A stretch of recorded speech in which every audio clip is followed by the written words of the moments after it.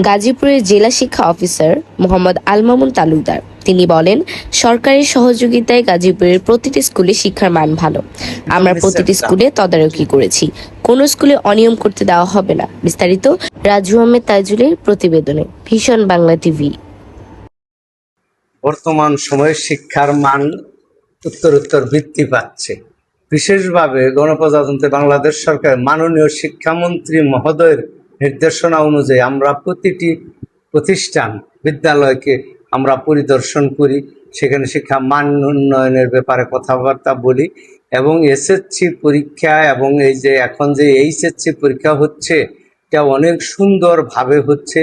আমরা মাননীয় শিক্ষামন্ত্রী মহোদয়ের নির্দেশনা অনুযায়ী সুন্দর একটা পরিচ্ছন্ন পরীক্ষা জাতি দেখতে পাচ্ছে, যা বিগত 50 বছরে এত সুন্দর পরীক্ষা হয়নি।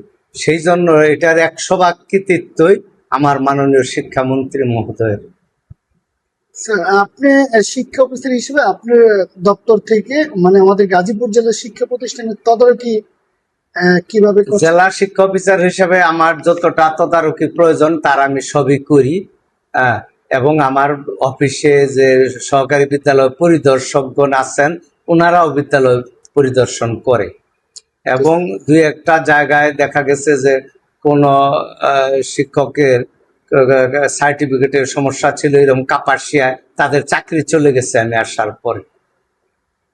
জি স্যার, তাহলে আপনি ওই যে আপনি কোনো সুনির্দিষ্ট কোনো অভিযোগ আসলে সেটা ব্যবস্থা? অবশ্যই ব্যবস্থা নেই, খতিয়ে দেখে গভীরভাবে খতিয়ে দেখে ব্যবস্থা নেই।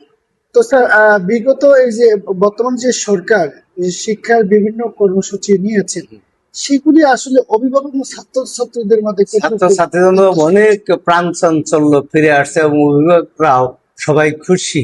বিশেষভাবে এবার এসএসসি পরীক্ষা এবং এইচএসসি পরীক্ষা এত সুন্দর ভাবে হচ্ছে যে পরীক্ষার মতোই হচ্ছে, তাতে অভিভাবকরা খুবই খুশি যে পরীক্ষার মধ্যে বিগত দিনে পূর্বের সরকার আমলে কোনো পরীক্ষা হয়নি, ওগুলি কোনো পরীক্ষা ছিল না। বর্তমান সরকার আমলে পরীক্ষা হচ্ছে। বিশেষভাবে আমাদের শিক্ষামন্ত্রী মহোদয় আ.ন.ম এহসানুল হক মিলন স্যার আমাদের যে নির্দেশনা দিয়েছেন সেইটি আমরা ফিল্ড পর্যায়ে বাস্তবায়ন করছি, তার ফলে সুন্দর একটা শিক্ষার পরিবেশ ফিরে আসছে।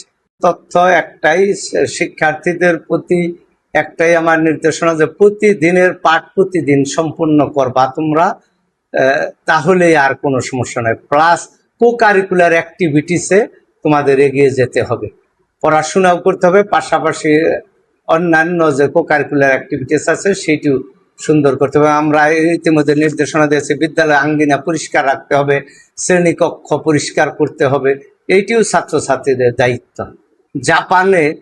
আমি জাপানে দেখেছি যে প্রতিটি ক্লাসরুম শ্রেণীকক্ষ শিক্ষার্থীরাই পরিষ্কার করে। আমাদের অভিভাবকরাও এখন সচেতন হয়ে আসছে, তারা বুঝতেছে না শিক্ষার্থীরা এইটি করলে তারা বরঞ্চ আরেকটু অ্যাডভান্স হবে এবং তারা তাদের শ্রেণীকক্ষটা পরিষ্কার করা তাদের দায়িত্ব, এটা তারা শিখতে পারবে এবং বুঝতে শিখবে।